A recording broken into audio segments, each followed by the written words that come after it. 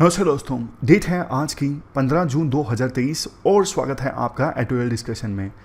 3 articles Hindu के detail से discuss करेंगे। इसके अलावा डिस्कस करने के लिए बहुत कुछ है। न्यूज़पेपर के दूसरे आर्टिकल्स एथिक्स के पर्सपेक्टिव से। देखो, आगे बढ़ने से पहले बहुत से लोगों को ना इस डिस्कशन की PDF नहीं मिल पा रही है। तो ये टेलीग्राम चैनल का नाम है t.me/onlyasnothingelse। अभी सब्सक्राइबर हैं 2,03,781। इस टेलीग्राम चैनल को आप जरूर ज्वाइन कर लीजिए। ना सिर्फ आपको PDF मिलेगी, दूसरी जो गाइडेंस है एग्ज़ाम से रिलेटेड, कुछ इन्फॉर्मेशन, इंपॉर्टेंट इनिशिएटिव्स के बारे में, सब कुछ सारी जानकारी आपको इस चैनल पे मिलेगी। आप इस चैनल को ज्वाइन कर सकते हो। इसका चैनल का जो लिंक है मैं कमेंट बॉक्स में और डिस्क्रिप्शन बॉक्स में भी डाल दूंगा। आगे बढ़ने से पहले एथिकल फेडिंग, ये आज की हमारी एथिक्स की टर्म है। ये देखो तब होता है जब किसी डिसीजन में ना एथिकल एस्पेक्ट को इग्नोर कर दिया जाता है और वो पर्सन दूसरे एस्पेक्ट्स पे ज़्यादा फोकस करता है। मैं आपको एग्जांपल की सहायता से बताता हूँ। जैसे देखो, कोई कंपनी है, प्रोडक्ट बनाती है। उस कंपनी के मैनेजर्स को पता लगा हमारे प्रोडक्ट से ना इन्वायरमेंट को नुकसान हो रहा है, तो उनको मोरल ऑब्लिगेशन लगी कि हमें अपने प्रोडक्ट्स को चेंज करना चाहिए क्योंकि इससे इन्वायरमेंट को नुकसान हो रहा है। लेकिन जब मैनेजर्स ने चर्चा स्टार्ट की ना, तो उनको पता लगा कि नए प्रोडक्ट्स को बनाने में बहुत कॉस्ट जाएगा, बहुत मुश्किल है नए प्रोडक्ट्स बनाना। तो उन्होंने ना इन कंसर्न्स को, एथिकल कंसर्न्स को दूर कर दिया कि पुराने प्रोडक्ट से एनवायरनमेंट को नुकसान हो रहा है। उन्होंने इसी को जारी रखा क्योंकि उन्हें पता लगा नया प्रोडक्ट बनाएंगे तो बहुत कॉस्ट लगेगी, इसलिए नहीं करते हैं। तो इस पूरे केस में एथिकल कंसिडरेशन को इग्नोर कर दिया गया दूसरी कंसिडरेशन के लिए। यही है एथिकल फेडिंग। यहां पर देखो, कोई पर्सन दूसरे एस्पेक्ट्स पे ज्यादा फोकस करता है बजाय एथिकलिटी के। एग्जाम्पल देख लीजिए, जैसे प्रॉफिट कमाने के लिए इमोरल तरीके अपनाए जाते हैं। जैसे वोक्सवैगन जो ऑटोमोबाइल कंपनी है, उन्होंने एयर पोल्यूशन टेस्ट के रिजल्ट को इग्नोर कर दिया और अपने व्हीकल्स को बेच दिया। यह भी एथिकल फेडिंग का एग्जाम्पल है। अब चलिए डिस्कशन स्टार्ट करते हैं। आज के डिस्कशन का first important article finance commission से संबंधित है। आप GS पेपर 3 के इस टॉपिक से आर्टिकल को रिलेट कर सकते हो। देखो, आर्टिकल काफ़ी ज़्यादा इंटरेस्टिंग है, लेकिन बेसिक कंसेप्ट्स मैं पहले आपके क्लियर करूंगा ताकि आर्टिकल ज़बरदस्त तरीके से समझ में आए। फाइनेंस कमीशन है क्या? ये एक कॉन्स्टिट्यूशनल बॉडी है। हर 5 साल बाद प्रेसिडेंट के द्वारा इसे गठित किया जाता है। काम क्या है, एक एग्जाम्पल की सहायता से आपको बताता हूं। मान लीजिए एक फादर हैं जिनका नाम है नरेश। नरेश के ना 5 बेटे हैं, बेटी नहीं है। पहले बेटे का नाम है महेश, दूसरे बेटे का नाम है गणेश, तीसरे बेटे का नाम है रमेश, चौथे बेटे का नाम है सुरेश और 5वें बेटे का नाम है दिनेश। 5 बेटे हैं। अब नरेश ना बूढ़े हो रहे थे। इनके पास में ना 5 अलग अलग शॉप्स थी, यानी दुकानें थी। इन्होंने ना पांचों की पांचों शॉप्स ना अपने 5 बेटों को दे दी। महेश को मिले A शॉप, गणेश को B शॉप, रमेश को C शॉप और सुरेश को D शॉप और दिनेश को C शॉप। अब देखो, हर एक दुकान का ना रेवेन्यू अलग अलग है। सबसे ज्यादा जो रेवेन्यू है ना वो A दुकान का है और B का थोड़ा अलग है, C का थोड़ा अलग है। जैसे देखो, A का रेवेन्यू है 100, तो इनका बहुत कम है, 7, 9, 12, 15 इस प्रकार से हैं। तो नरेश ने बोला कि महेश का रेवेन्यू चूंकि बहुत ज्यादा है, महेश अपने रेवेन्यू को ना शेयर करेगा बाकी बेटों के साथ में। समझ गए? नरेश ने बोला, यानी फादर ने बोला महेश को कि आप अपने रेवेन्यू को बाकी बेटों के साथ शेयर कीजिए। फाइनली फादर ने एक फिगर बोली कि आपका 100 रुपये रेवेन्यू है तो 30 आप रखो, बाकी 70 रुपये आप बाकी के 4 बेटों में दो। समझ गए? तो ये है vertical distribution of revenue. Mahesh का रेवेन्यू 30, जो टोटल 100 था ना, उसमें से 30 मिले महेश को, बाकी 70 बट गए 4 बेटों में। तो ये हुआ वर्टिकल डिस्ट्रीब्यूशन ऑफ रेवेन्यू। अब बाकी के 70 रुपये ये 4 बेटों में कैसे कैसे बटेंगे, वो ये देखते हुए बटेंगे कि किसके पास में ज्यादा रेवेन्यू है। डी 15 रुपए कमाता है तो इसको थोड़ा कम मिलेगा, और जी जो है बहुत ही कम कमाता है, इसको थोड़ा ज्यादा मिल जाएगा 70 में। तो 70 रुपए कैसे बटेंगे 4 बेटों के बीच में, ये है हॉरिजेंटल डिस्ट्रीब्यूशन ऑफ रेवेन्यू। अब आपको सारी चीजें क्लियर होंगी। देखो यहां पे महेश जो है वो है सेंट्रल गवर्नमेंट, नरेश यानी फादर जो है ये है फाइनेंस कमीशन जो एक इंडिपेंडेंट बॉडी है, और ये चार बेटे क्या हैं, ये स्टेट्स हैं हमारे देश के। फाइनेंस कमीशन यानी कि नरेश जो है वो एक इंडिपेंडेंट बॉडी है जो सजेशंस देती हैं कि पैसे को कैसे बांटना है। एक तरफ महेश और चार बेटों के बीच में महेश को बोला गया कि आप 30 रुपए रखिए, 70 रुपए बाकी चार बेटों को दे दीजिए। दूसरी तरफ नरेश ये भी रेकमेंड करते हैं कि ये 70 रुपए चार बेटों में कैसे बटेंगे। अब आपको समझ में आ ही गया होगा।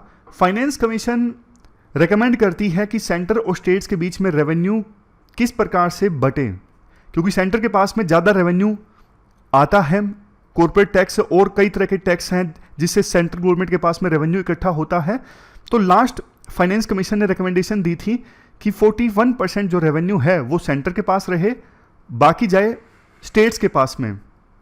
इसके अलावा देखो विभिन्न स्टेट्स के बीच में कैसे रेवेन्यू डिवाइड होगा उसके लिए भी एक फॉर्मूला है।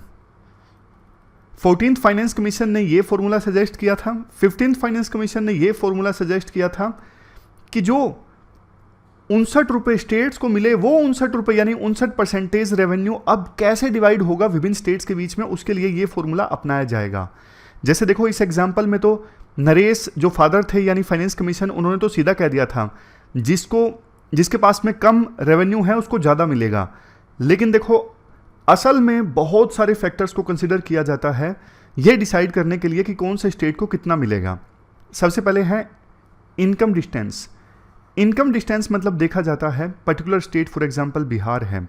अब बिहार की जो जीडीपी है वो कितनी कम है, हाईएस्ट जीडीपी है जिस स्टेट की उससे, पर कैपिटा इनकम बिहार की कितनी है, सब देखा जाता है। अब इसको वेटेज मिलता है 45%। तो जिस स्टेट की इनकम कम है ना उसे ज़्यादा पैसा दिया जाता है। पॉपुलेशन 1971 की कंसिडर की जाती है, लेकिन 15th फाइनेंस कमीशन में इसे नहीं कंसिडर किया गया था। अब यहाँ पे एक सबसे बड़ी शिकायत साउथ इंडियन स्टेट्स की ये है कि हमने प्रयास किए हैं अपनी पॉपुलेशन को स्टेबलाइज करने का, और जिसका रिजल्ट मिला है। आप फॉर्मूला ऐसा बता रहे हो कि जिस स्टेट की ज़्यादा पॉपुलेशन उसको हम ज़्यादा एक्सपेंडिचर, उसको हम ज़्यादा रेवेन्यू देंगे, तो फिर इसका मतलब तो हमने गलती कर दी। हमने तो इन्वेस्ट किया पॉपुलेशन को स्टेबलाइज करने में, बट आप हमें कम पैसा दोगे अभी क्योंकि हमारी पॉपुलेशन स्टेबलाइज हो गई। क्योंकि देखो 1971 तक तो साउथ इंडियन स्टेट्स की पॉपुलेशन भी स्टेबलाइज नहीं थी। तो साउथ इंडियन स्टेट्स का पिछली बार ये कहना था आप इसी पॉपुलेशन को कंसीडर कीजिए। तब तक हमारी पॉपुलेशन ज़्यादा थी, लेकिन उसके बाद हमारी कम होनी स्टार्ट हो गई। लेकिन सेंट्रल गवर्नमेंट ने कहा नहीं, हम 1971 की पॉपुलेशन कंसीडर नहीं करेंगे, हम 2011 की करेंगे। तो साउथ इंडिया के स्टेट्स इससे नाराज हुए थे, तो 15% वेटेज दिया गया पॉपुलेशन 2011 को। एरिया किस स्टेट का ज़्यादा है इसे भी कंसीडर किया जाएगा, इसको वेटेज दिया जाता है 15% लास्ट यानी कि 15th फाइनेंस कमीशन में। उसके बाद डायरेक्टली देखो फॉरेस्ट कवर को तो नहीं कंसीडर किया गया, फॉरेस्ट एंड इकोलॉजी को 10% वेटेज दी गई थी 15th फाइनेंस कमीशन में। डेमोग्राफिक परफॉर्मेंस मतलब किसने प्रयास किया है, टोटल फर्टिलिटी रेट इसे कम करने में, पॉपुलेशन ग्रोथ में किसने बढ़िया काम किया है पॉपुलेशन ग्रोथ को कंट्रोल करने में। तो साउथ इंडियन स्टेट्स की जो शिकायत थी ना उसे एड्रेस करने की कोशिश की गई, इसे ऐड करके लास्ट फाइनेंस कमीशन में। और सबसे लास्ट में है टैक्स एफर्ट, मतलब per capita tax generation, tax revenue कहाँ पे कितना ज़्यादा होता है, किस स्टेट में कितना होता है, उसे भी कंसीडर किया जाता है। इसे वेटेज दिया गया 2.5%। तो यहाँ पे प्री का भी क्वेश्चन बनता है और मेंस का भी। तो इस फॉर्मूले के आधार पे विभिन्न स्टेट्स के बीच में रेवेन्यू को बांटा गया। अब कुछ ही दिनों बाद नया फाइनेंस कमीशन गठित होगा, वो किस फॉर्मूले को अपनाएगा वो देखने वाली बात होगी। इसके बाद नेक्स्ट पॉइंट आता है, राइटर कहते हैं जब देखो 15th फाइनेंस कमीशन ने कुछ स्टेट्स के लिए रेवेन्यू डेफिसिट ग्रांट का प्रोविजन किया था ना, तब भी साउथ इंडियन स्टेट्स ने अपने कंसर्न्स जाहिर किए थे। रेवेन्यू डेफिसिट ग्रांट क्या होती है?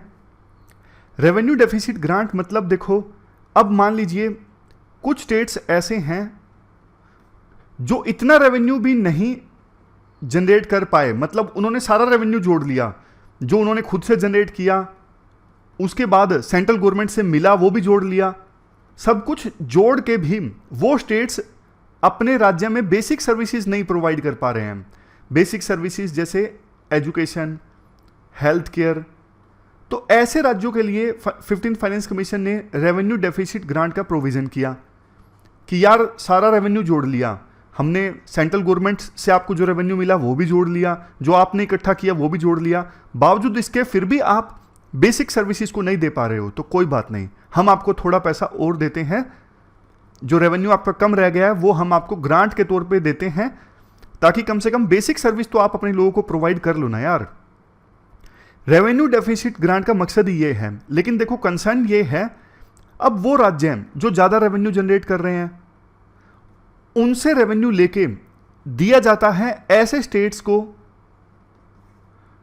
जिसका रेवेन्यू बहुत कम है।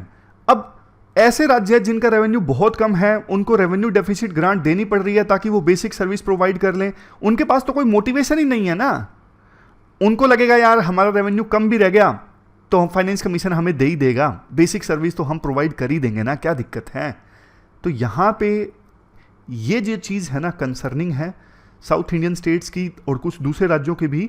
उनका कहना है कि यार हमारे से रेवेन्यू लेके आप ऐसे स्टेट्स को दे रहे हो जो रेवेन्यू में कुछ खास कर ही नहीं रहे हैं, हर साल कम रेवेन्यू जनरेट करते हैं, और आप उनका जो रेवेन्यू कम हो जाता है आप भरपाई कर देते हो, तो उनको कोई मोटिवेशन ही नहीं है, उन्हें पता है मिल जाना है फाइनेंस कमीशन से, वो सुधार ही नहीं कर रहे हैं। अब ना एक यहाँ पे दो टर्म्स हैं, फिस्कल इनकैपेसिटी और फिस्कल इररिस्पॉन्सिबिलिटी। राइटर कहते हैं फाइनेंस कमीशन को ना पता नहीं लगता अगर किसी राज्य का रेवेन्यू कम है तो क्या देखो वो नेचुरल रीजंस की वजह से कम है, कुछ भी कर ले उस राज्य का रेवेन्यू बढ़ ही नहीं पा रहा है, उसमें उस राज्य की गलती नहीं है, राज्य की पॉलिसीज तो सही हैं, लेकिन वो इनकैपेसिटी है उस राज्य की कि वहां पे ज्यादा रेवेन्यू जनरेट ही नहीं हो पाता। फॉर एग्जांपल उस राज्य में ना जंगल ज्यादा है, फॉरेस्ट ज्यादा है, इंडस्ट्रीज नहीं लग सकती, तो बाय डिफॉल्ट वहां पे रेवेन्यू ज्यादा जनरेट नहीं होगा। ये है फिस्कल इनकैपेसिटी, जिसमें हिमाचल प्रदेश भी आप काउंट कर लीजिए। लेकिन दूसरी तरफ है फिस्कल इररिस्पॉन्सिबिलिटी। फिस्कल इररिस्पॉन्सिबिलिटी मतलब आपके यहां तो बहुत रेवेन्यू जनरेट करने के सोर्स हैं, बट आप धक्के से पैसा लुटा रहे हो, फ्री में स्कीम्स चला रहे हो अपनी पॉलिटिक्स चमकाने के लिए, ध्यान ही नहीं दे रहे हो ज्यादा टैक्स इकट्ठा करने पे, तो वो है फिस्कल इररिस्पॉन्सिबिलिटी कि आप जिम्मेदार नहीं हो। कैपेसिटी है आपके पास में बट आप जिम्मेदार नहीं हो।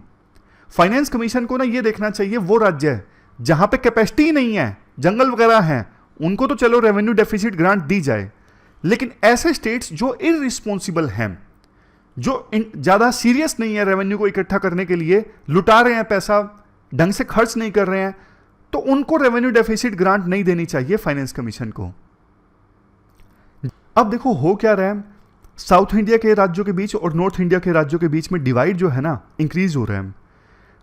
साउथ इंडिया के राज्यों का इंफ्रास्ट्रक्चर अच्छा है, वहां पे प्राइवेट इन्वेस्टमेंट ज़्यादा है, सोशल इंडिकेटर्स जैसे हेल्थ इंडिकेटर्स, एजुकेशन इंडिकेटर्स वहाँ पे ज़्यादा अच्छे से परफॉर्म कर रहे हैं, रूल ऑफ लॉ वहाँ पे ज़्यादा अच्छा है, साइकिल ऑफ ग्रोथ वहाँ पे ज़्यादा अच्छा है, प्रोस्पेरिटी वहाँ पे ज़्यादा अच्छी है।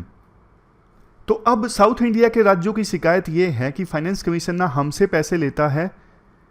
हमसे पैसा लेने का मतलब ये है वहाँ के लोग ज़्यादा इनकम टैक्स पे करते हैं, कॉर्पोरेट टैक्स वहाँ की कंपनीज मतलब जो इन राज्यों में हैं वो ज़्यादा पे करती हैं, सारा पैसा जाता है सेंट्रल गवर्नमेंट के पास में, फिर फाइनेंस कमीशन जो डिवाइड करती है ना पैसा सेंट्रल से लेके, फॉर एग्जांपल 59% वो गरीब राज्यों को ज़्यादा मिलता है, फॉर एग्जांपल बिहार को, उड़ीसा को। मतलब साउथ इंडिया के राज्यों का ये कहना है हमसे पैसा लेके कंपनसेट किया जा रहा है बिहार, उड़ीसा को, बट यहाँ पे गवर्नेंस काफ़ी खराब है, काफ़ी सालों से पैसा जा रहा है बट यहाँ पे इंप्रूवमेंट नहीं आ रहा है। राइटर कहते हैं अभी जो फाइनेंस कमीशन आएगा ना इसको दो इश्यूज पे फोकस करना चाहिए। पहला, सेंट्रल गवर्नमेंट जो लगातार सेस और सरचार्ज लगाती है ना, सेस और सरचार्ज दोनों का मतलब होता है tax on tax, but cess देखो पर्टिकुलर पर्पज के लिए लगाया जाता है, फॉर एग्जांपल एजुकेशनल सेस कि जैसे 100 रुपये टैक्स इकट्ठा हुआ तो उस पर 4% सेस लगेगा, 100 रुपये टैक्स लिया गया तो उस पर 4% सेस मतलब 4 रुपये सेस लिया जाएगा और इसे यूज किया जाएगा एजुकेशनल पर्पज के लिए, अगर एजुकेशनल सेस है तो। सरचार्ज भी एक प्रकार से टैक्स ऑन टैक्स होता है, मतलब टैक्स के ऊपर टैक्स लगता है, 100 रुपये अगर टैक्स लगा है तो उसके ऊपर भी टैक्स, लेकिन सरचार्ज किसी पर्टिकुलर पर्पज के लिए नहीं होता। तो राइटर ये कहते हैं सेंट्रल गवर्नमेंट ना जानबूझ के ना सेस और सरचार्ज ज़्यादा लगाने लगी है। ऐसा क्यों? क्योंकि देखो, मान लीजिए सेंट्रल के पास में 100 रुपये रेवेन्यू जनरेट हुआ ना, तो उसमें से 41 सेंटर को अपने पास रखना होता है, 59 स्टेट्स को देना होता है। लेकिन सेस और सरचार्ज से जो रेवेन्यू इकट्ठा करती है ना सेंट्रल गवर्नमेंट, वो शेयर नहीं होता स्टेट्स के साथ में। तो सेंटर को लगता है कि यार टैक्स रेवेन्यू तो शेयर होता है, उसमें से हमें सिर्फ 41 मिलता है, लेकिन सेस और सरचार्ज अगर हम लगाएंगे वो तो 100 का 100 हमारे पास में आएगा। तो सेंट्रल गवर्नमेंट ने जानबूझ के सेस और सरचार्ज इंक्रीज करती जा रही है। सेंटर को टोटल टैक्स रेवेन्यू जो 2011-12 में इकट्ठा हुआ था ना, उसमें से 10.4% सेस और सरचार्ज का था, लेकिन 2019-20 में 20.2% टोटल टैक्स रेवेन्यू में से 20% सेस और सरचार्ज का ही है। तो स्टेट्स को लगता है हमारे साथ धोखा हो गया। तो अभी जो फाइनेंस कमीशन आए ना, वो इस पे लगाम लगाए कि सेस और सरचार्ज एक लेवल से ज़्यादा ना लगा सके सेंट्रल गवर्नमेंट। और दूसरा जो इशू है जिस पे फाइनेंस कमीशन को ध्यान देना चाहिए वो है फ्रीबीज। फ्रीबीज मतलब फ्री में चीज़ें बांटना। ये तो देखो ऑलमोस्ट हर पार्टी करती है, अलग अलग सिचुएशन में, कोई ज़्यादा करती है, कोई कम करती है। कांग्रेस पार्टी ने बहुत सारी फ्रीबीज अनाउंस की हाल ही में, जैसे देखो कर्नाटक में भी उनके द्वारा बहुत सारी फ्री में चीज़ें बांटी गई और कई सारी स्कीम्स चलाई गई। हिमाचल प्रदेश में भी कांग्रेस पार्टी ने ऐसा किया। बीजेपी भी करती है, जैसे किसान सम्मान निधि स्कीम चलाई कि किसान को एक साल में 6,000 रुपये मिलेंगे। मतलब कोई पार्टी कम करती है, कोई ज़्यादा करती है। इससे देखो देश को नुकसान होता है। गरीब आदमी को देखो मछली देने के बजाय उसे मछली पकड़ना सिखाओ, उसे स्किल दो, जॉब दो, ताकि वो हर महीने पैसा कमा सके, बजाय इसके कि हर महीने आप उसको फ्री में चीज़ें बांटते जाओ। ये गलत है। तो इस पर लगाम लगानी चाहिए अगले फाइनेंस कमीशन को। वैसे इसके लिए ना FRBM एक्ट है फिजिकल डेफिसिट को कंट्रोल करने के लिए, लेकिन स्टेट्स ना चालाकी कर लेते हैं। वो इस प्रकार से रेवेन्यू इकट्ठा करते हैं जो कि FRBM के दायरे से बाहर है, जो कर्ज में दिखता नहीं है, लेकिन है तो देखो वो कर्ज ही इनडायरेक्टली। तो ये पूरा आर्टिकल फाइनेंस कमीशन से संबंधित हमने डिस्कस किया।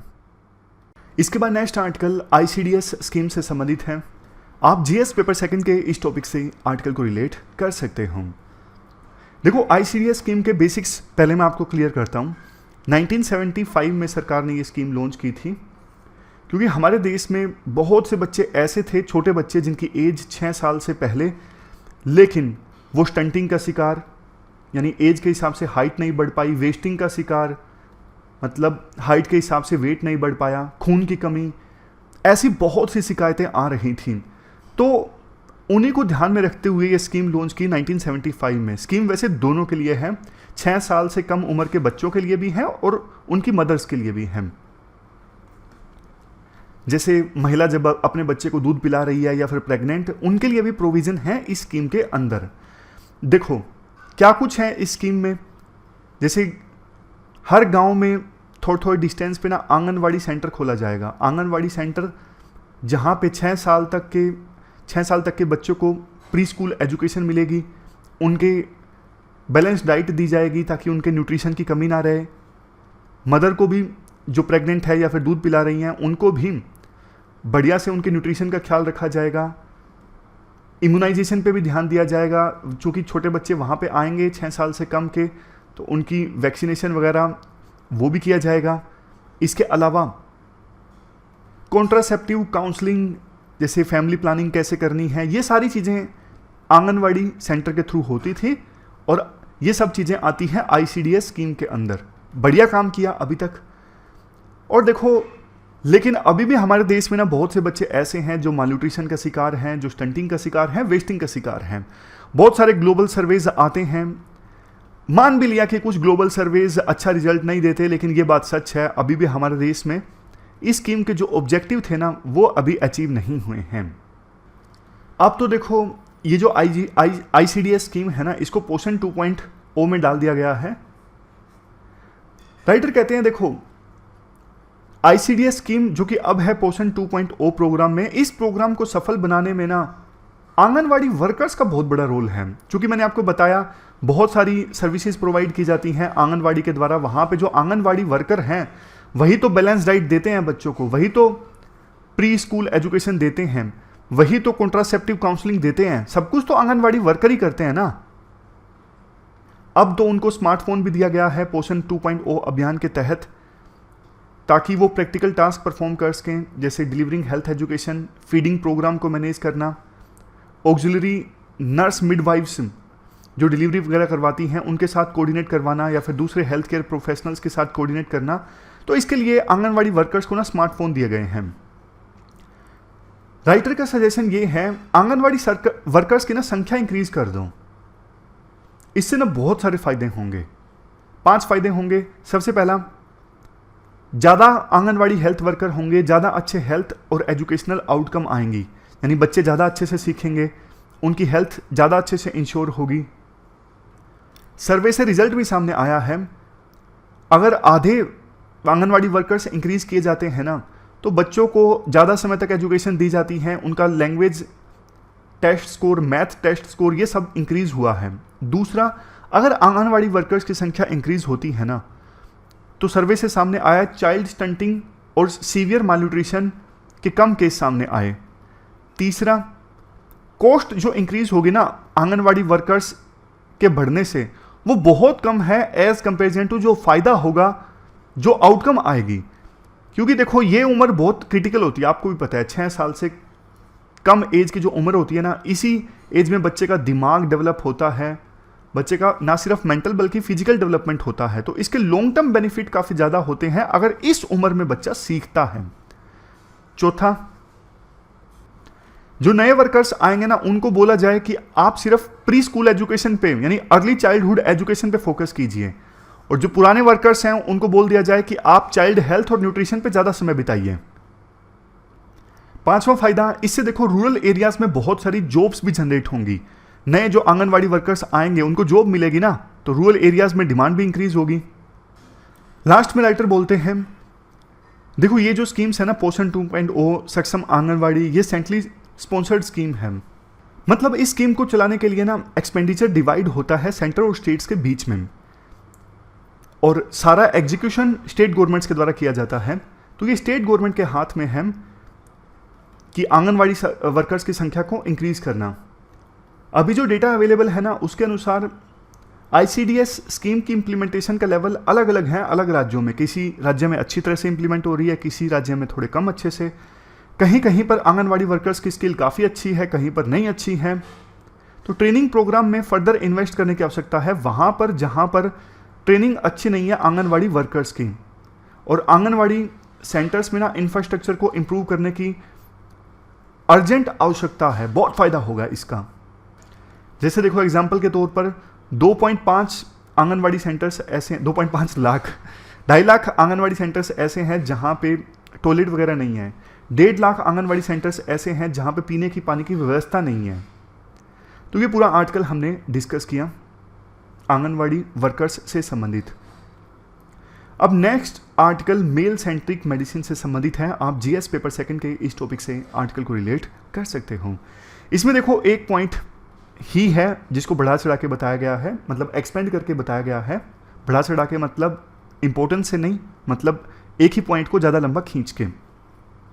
पॉइंट देखो ये है कि क्लिनिकल ट्रायल्स जो होते हैं ना, किसी भी ड्रग को अप्रूवल मिले उससे पहले ना उस ड्रग के ना क्लिनिकल ट्रायल होते हैं, इंसानों के ऊपर भी होते हैं, पहले जानवरों के ऊपर फिर इंसानों के ऊपर। तो राइटर का पॉइंट ये है, जो क्लिनिकल ट्रायल्स होते हैं ना ड्रग को अप्रूवल मिलने से पहले, वो मैन पे ज़्यादा होते हैं, वुमेन पे नहीं होते हैं। जबकि देखो कोई भी ड्रग है ना, वो अलग अलग रिएक्ट करती है वुमेन और मैन के ऊपर। वुमेन की रिक्वायरमेंट अलग है, मैन की रिक्वायरमेंट अलग है। बट ड्रग को अप्रूवल मिल जाता है, ज़्यादातर मैन के ऊपर ट्रायल हुए होते हैं, तो बाद में वो ड्रग जब मार्केट में आती है वो वुमेन के ऊपर डिफरेंट तरीके से एक्ट करती हैं। ये पॉइंट है राइटर का। अब देखो जैसे डेटा ना वुमेन के लिए अलग है, मैन के लिए अलग है। ज़्यादा महिलाएं एक पर्टिकुलर एज ग्रुप में डिप्रेशन का शिकार हैं, ज़्यादा महिलाओं को हार्ट रिलेटेड डिजीज होते हैं। तो जब ये डेटा अलग है तो उनके लिए मेडिसिन भी थोड़ी अलग होनी चाहिए ना। जैसे यहाँ पर देखो 61 से लेकर 70 एज ग्रुप में 26% मैन डिप्रेशन के शिकार और 31% वुमेन डिप्रेशन के शिकार। इसके बाद राइटर का ये कहना है कि देखो 2017 का WHO का डेटा है, हर दिन 808 महिलाओं की डेथ हो जाती है प्रेगनेंसी और चाइल्ड बर्थ की कॉम्प्लिकेशंस की वजह से। चूंकि देखो ये मैन का प्रॉब्लम नहीं है, इसलिए इस पे ज़्यादा रिसर्च नहीं हुई। पीरियड्स के दौरान जो क्रैम्प्स होते हैं ना, वो लड़कियों को बहुत परेशान करते हैं। चूंकि ये मैन को परेशान नहीं करते, इसलिए उतनी ज़्यादा रिसर्च इस पर नहीं हुई है।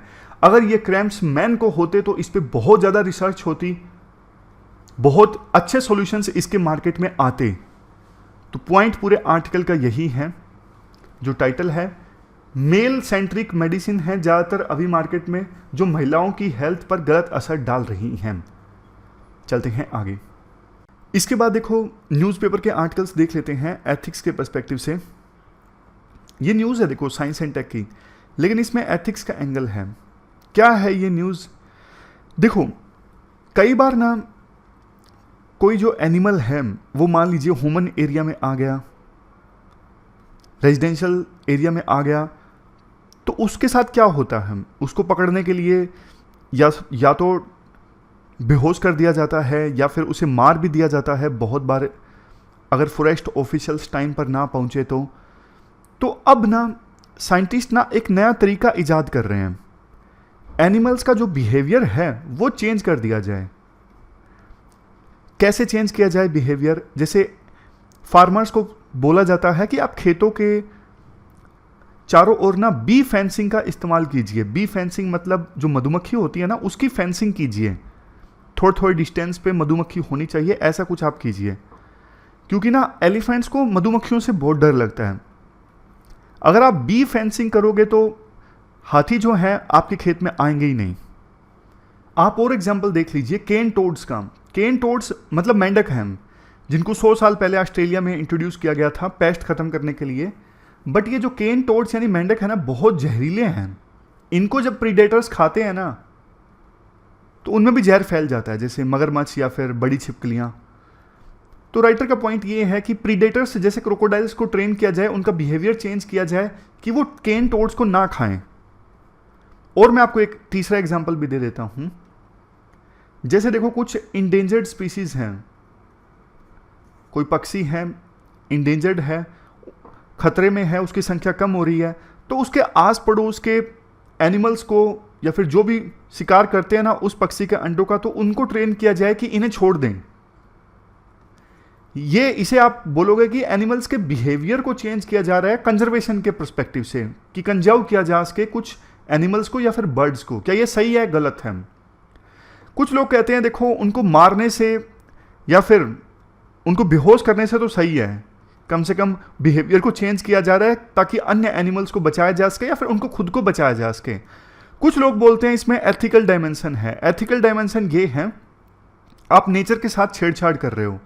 जैसे आप बी फेंसिंग कर रहे हो खेत के चारों ओर, आपको क्या पता कि उस बी फेंसिंग से नेचर में और कई तरह के बदलाव आ रहे हैं, आपको पता ही नहीं, आपको बाद में पता लगेगा।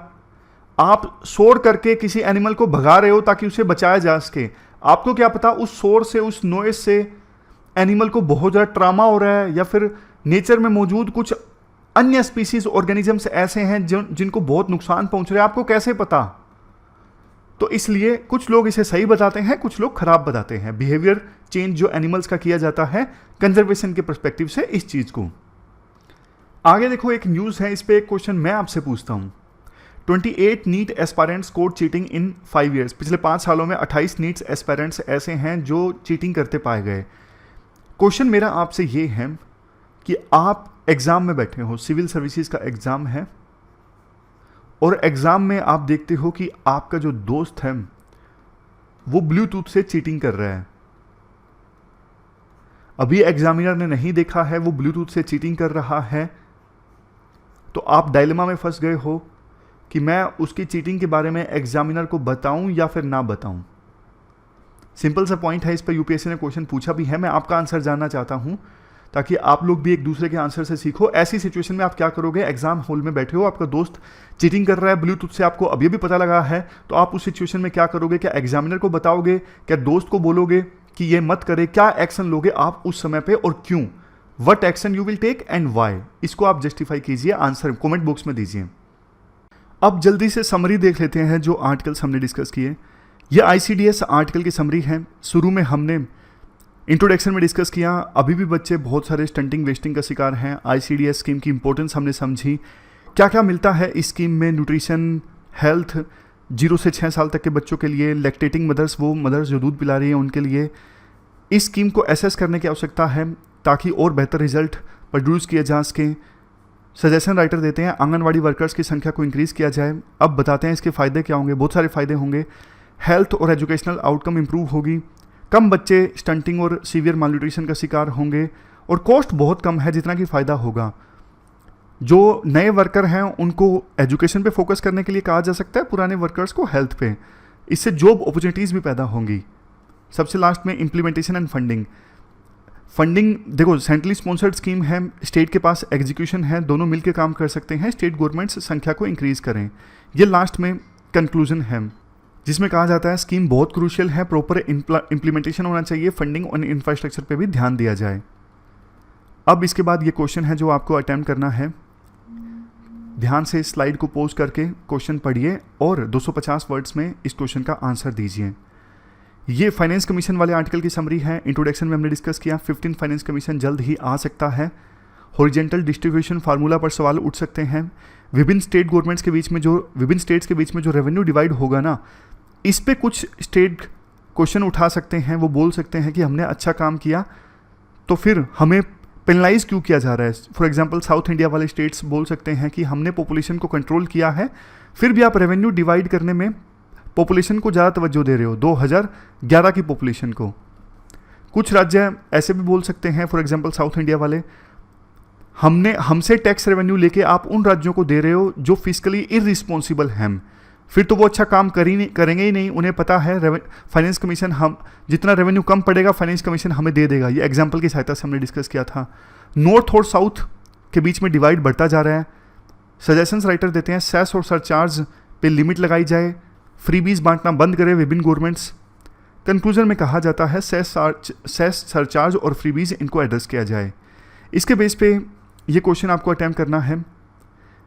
इंडिया के फिजिकल फेडरलिज्म में फाइनेंस कमीशन का रोल आपको एक्सप्लेन करना है। इसके बाद हॉरिजेंटल डिस्ट्रीब्यूशन फॉर्मूला से संबंधित चैलेंजेस आपको डिस्कस करने हैं। इसके साथ साथ रेवेन्यू डेफिसिट, ग्रांट से संबंधित जो कंसर्न्स हैं वो भी आपको डिस्कस करने हैं।